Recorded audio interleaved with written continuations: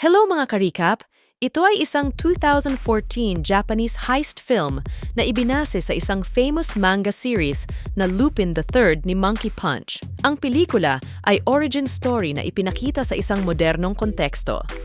Bago natin simulan, isang subscribe naman dyan ka-recap at kung hindi naman kalabisan, ay pakilike muna din ang video kung ito ay iyong magustuhan.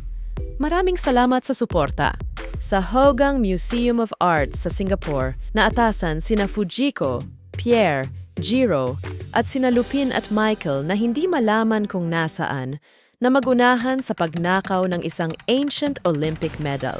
Maingat na nilagpasan ni Pierre ang laser security system ng museum, na-disable din nila ang mga camera at nasilayan ang The Medal of Zeus. May weight detection system din ang museum kaya't kinakailangan nilang maging creative sa pagnakaw ng medal. Ginamit ni Fujiko ang kanyang grappling gun. Ginamit naman ni Pierre ang kanyang acrobatic skills.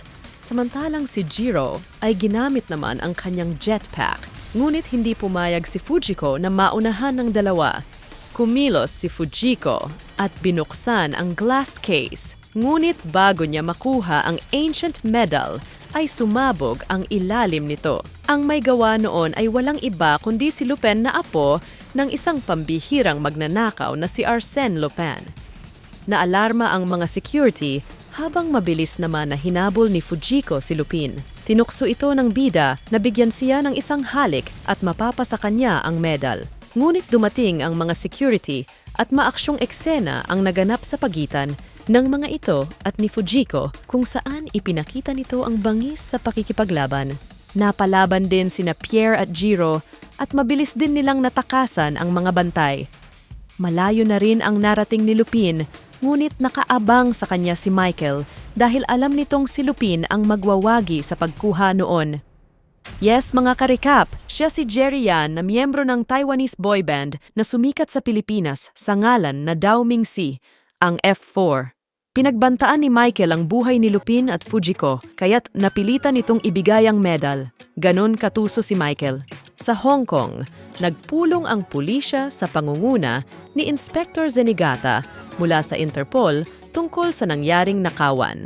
Ang grupo ng mga magnanakaw ay parte ng isang organisasyon sa Hong Kong na kung tawagin ay The Works na pinamumunuan ng isang British tycoon na si Thomas Dawson. Nagpatawag din ng meeting si Thomas Dawson sa mga miyembro ng kanilang organisasyon habang nagmamatyag sina Inspector Zenigata. Nagkita-kita roon ang mga magnanakaw kung saan naroon din ang matalik na kaibigan ni Lupin na si Jigen Daisuke, ang marksman ng grupo. Itinuring ni Dawson ang lolo ni Lupin bilang kanyang guro kaya malapit ito kay Lupin. Ang The Works ay grupo ng mga natatanging magnanakaw kung saan ang ninanakawan nila ay mga mayayaman. Inanunsyo nito ang kanyang pagretiro bilang chairman ng samahan at ang nakakuha ng medal ang siyang papalit sa kanya. Ibinigay ito ni Michael sa dalaga. Bilang tradisyon ay binuksan ang isang vault na naglalaman ng mga espesyal na items. Ipinakita ni Dawson ang kwintas na The Crimson Heart of Cleopatra, ngunit wala ang crimson ruby nito bilang centerpiece ng kwintas. Nais itong makumpleto ni Dawson na bahagi din ng dahilan ng pagpupulong. Pinasok sila ni Royal, Maria at Saber at iniligpit ang mga security ni Dawson. Siya namang pag-traidor ni Michael sa grupo dahil sa hinala nito na si Dawson ang pumatay sa itinuring na ama na si Edward Lam. Mabilis din na kumilo si Zenigata at pulisya. Nalinlang ni Jigen si Michael, kaya naman isang exciting na labanan na naman ang sumunod na eksena. Sa kabila ng pagtataksil ni Michael, ay wala itong balak na patayin ng kahit na sino. Napatay ni Saber si Jiro. At nang akmang magpapaliwanag si Dawson kay Michael, ay agad itong binaril ni Royal, na ikinagulat din ni Michael. Mabilis na tumakas ang grupo nila Michael. Nagdesisyon sila Lupin na magsanib puwersa upang hanapin si Michael at bawiin ang kwintas. Makalipas ang isang taon, tuloy pa rin sa pagnanakaw sina Lupin laban sa mga balasubas na tao. Sa Thailand, ipinaalala ni Jigen kay Lupin na huwag pagkatiwalaan si Fujiko, ngunit hindi nakikinig sa kanya si Lupin. Inimbitahan siya ni Fujiko sa bahay nito at tinangka ni Lupin na iskura ng ang babae. Ngunit bago iyon mangyari, pinagkanulo siya ni Fujiko kay Inspector Zenigata. Iniabot ni Zenigata ang bagay na natagpuan sa mansyon ni Dawson. Naglalaman ito ng mga impormasyon sa pinaka-secure na vault sa mundo, ang The Ark, na pag-aari ng security king na si Pramuk, ang chairman ng Navarone Security. Ibinalita din ng inspector na si Michael ay nagtatago sa pangalang Giorgio Jiang na magkakaroon ng transaction kay Pramuk. Nais ni Zenigata na nakawin ni Lupin kung anumang kayamanan ang involved sa transaction nila upang gamiting ebidensya.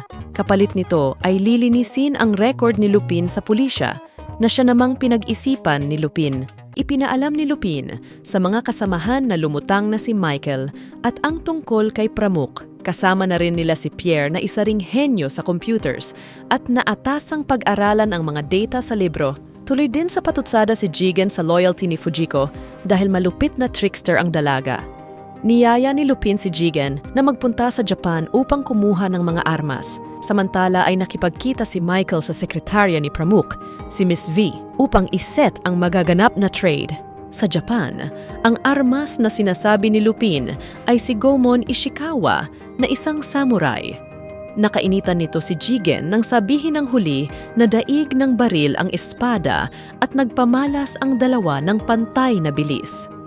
Nakumbinsi nila si Gomon na tulungan ang kanilang grupo sa pamamagitan ng caramelized dumplings. Sinadya naman ni Zenigata si Miss V upang ipaalam na target sila ni Lupin. Kinuhanan iyon ni Maria ng litrato at isinend kay Michael. Pagbalik ni na Lupin ay pinagtangkaan silang patayin ni na Royal at Saber, ngunit matinik na pinalagan sila ni Lupin. Subalit si Goemon ang tuluyang pumigil sa mga ito na kinabiliban pa ni Saber. Binalak naman ni Maria na isama si Fujiko sa utos ni Michael, pero hindi iyon naging madali para kay Maria nang manlaban si Fujiko. Naroon din si Lupin ng mga oras na iyon. Nais din na makita ni Fujiko si Michael kaya't pumayag din itong sumama sa huli pagkatapos gulpihin si Maria. Sinundan sila ni Lupin at nalaman nito na pinaniniwalaan ni Michael na si Fujiko ay ang matagal na nawawalang kapatid. Binanggit ni Michael na si Edward Lam ay ama nila, nakasapi din ng The Works at tinraidor at pinatay ni Dawson nang manakaw ang kwintas ni Cleopatra. Ninakaw naman ni Pramuk ang ruby ng kwintas bago iyon masecure ni Dawson. Pangarap ni Edward Lam na maisuot ang kwintas kay Fujiko na siyang ginagawa ni Michael para sa itinuring na ama. Lumabas si Lupin upang sabihin kay Michael na mali ang pagkakakilala nito kay Dawson at niyaya ang dalaga, ngunit hindi ito sumama. Sa araw ng trade, kinontak ni Zenigata ang kaibigan nito na hepe ng pulisya sa Thailand. Nakakatawa din ang ipakita ang isa pang skill ni Lupin bilang Master of Disguise. Nagsimula nang maganap ang trade of the century sa pagitan ni Michael at Pramuk. Habang kinikilatis ang ruby ni Pramuk at kwintas ni Michael, batid ni Pramuk na si Giorgio Jiang ay si Michael Lee at di iyon lingid kina Lupin dahil sa lip-reading device na dala nito. Nakapasa sa authenticity test ang mga items at nag-offer si Michael ng $200 million para sa ruby. Dito na nalaman ni Michael na dating kasapi din si Pramuk ng The Works at binalak na patayin si Dawson, ngunit sinagip ito ni Edward Lam at siyang sumalo ng bala. Nang magtangka si Pramuk na magbigay ng counter-offer para sa kwintas, ay binalaan siya ni Michael na pasasabugin ang lugar. Ngunit mas tuso si Pramuk kay Michael. Dinisarma ni Royal ang mga bomba na tauhan pala ni Pramuk. Inatras ni Lupin ang plano upang nakawin, hindi lang ang kwintas kundi ang lahat kay Pramuk habang nanlulumo naman na lumabas ng booth si Michael. Pumunta si Michael sa hideout ni na Lupin, hindi upang humingi ng tawad dahil alam niya na hindi iyon ganon kadaling ibigay. Handa itong pagbayaran ang kasalanan pagkatapos na tulungan si na Lupin sa pagsugpo kay Pramuk. Nagdesisyon si Lupin na makipagsanib puwersa kay Michael. Iba yung paghahanda ang ginawa ng grupo para sa pagharap kay Pramuk. Bumili din si Pierre ng napakamahal na computer system sa tulong ni Fujiko na pinitik ang dalawang tseke mula sa trade na naganap. Pinakilala din si Joseph na expert na programmer at katulong ni Pierre sa pag-hack ng The Ark. Sa loob ng 3 araw ay pinag-aralan at pinlano nila kung paano papasukin ang mahigpit na security ng vault. Nagpasya silang kalimutan ang nakaraan upang harapin ang pinakamalaking heist na alay para kay Jiro at Dawson at pinaalala ni Fujiko ang bilin ni Dawson na walang makakapigil sa pinagsanib na Lupin at Michael. Nakisalo din si Anatoly at tinanggap ang pagbabalik ni Michael. Dumating ang araw ng pagsagawa ng kanilang plano. Dumating din sina Zenigata at Narong upang timbrehan sila Pramuk sa pamamagitan ng isang thumb drive tungkol sa pagsalakay ni Lupin. Naglalaman ito ng virus na nag-send ng data papunta sa pulisya sa tulong ni Pierre at Joseph.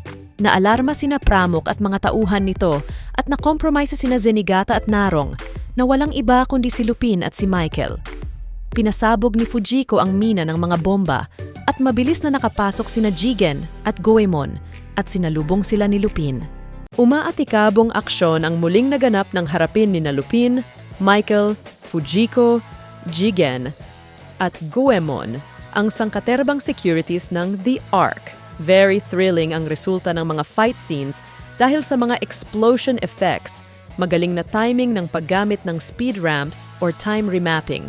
Idagdag pa ang fast cuts na teknik sa pag-edit ng footage na nagdagdag sa intensity, energy, at tension sa pelikula. Ipinakita rito ang pagiging asintado ni Jigen at bangis sa samurai ni Goemon laban sa baril ng mga kalaban upang tuluyang mapasok ni Lupin at Michael habang si Fujiko at sina Pierre naman ay ini-establish ang virus sa system. Nagharap si Goemon at Saber at nagtagisan ng galing sa kani-kaniyang mga sandata, ngunit legendary si Goemon bilang samurai, kaya't hinati niya si Saber sa gitna. 2 na lang ang bala ni Jigen, kaya't ibinato ni Royal ang isa pang baril sa pag-asang pupulutin iyon ni Jigen at mapatay ito. Pero binaril ni Jigen ang assault rifle na nakaanggulo kay Royal at saka ito tinapos ng huli niyang bala. Panandalian ding nagkaroon ng close combat sina Fujiko at Maria. Nagpaganda sa eksena ng ikagulat ni Maria nang bigla siyang barilin ni Fujiko. Bakit pa nga naman patatagalin pa kung pwedeng namang saglit lang? Habang paakyat naman sa vault sina Lupin at Michael, ay isa-isa nitong niligpit ang mga security sa loob ng gusali. Personally, hindi ako pabor sa split-screen technique na ginamit habang nakikipaglaban ang dalawa. Makadarama ka ng konting pagkalito kung sino ba ang bibigyan mo ng focus sa dalawa. Eksakto ang dating nila sa oras ng pagkakaroon ng glitch ng laser security system ng vault, kaya't nalagpasan nila iyon. Nagawa nilang maiprovide ang susi at hinintay na mahack ni Joseph ang pinto hanggang mabuksan iyon at tumambad ang isang lumang manganese vault. Naniwala si Pramuk na apo nga ito ng dating kasamahan na si Arsène Lupin. Habang sinusubukang buksan iyon ay inalala ni Lupin ang bilin ng kanyang lolo na ang babae at safe ay walang pinag-iba, naghihintay lamang ito ng magbubukas ng pinto. Ngunit tulad ng babae, ang pagbukas ng safe ay swertehan din lamang. Nang kuhanin ang kwintas ay automatic na sumara ang pinto at unti-unting nawawala ng oxygen sa loob. Nilabas ni Lupin ang bombang ginamit nila noon ni Michael sa Malibu sa paggawa ng isang misyon.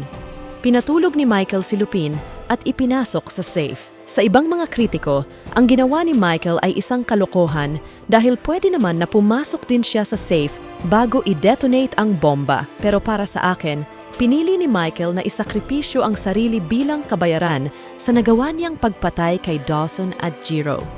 Paglabas ni Lupin ay natagpuan niya ang bangkay ni Michael. Nasukol sila ng mga tauhan ni Pramuk, ngunit katakatakang panay ang tingin ni Lupin sa kanyang relo. Nang biglang magsulputan ang militar kasama sina Inspector Zenigata at Commander Narong.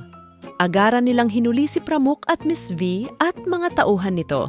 Iniwan sila ni Zenigata at sinabing magkikita silang muli habang inaasar ito ni Lupin sa pagtawag dito ng lolo.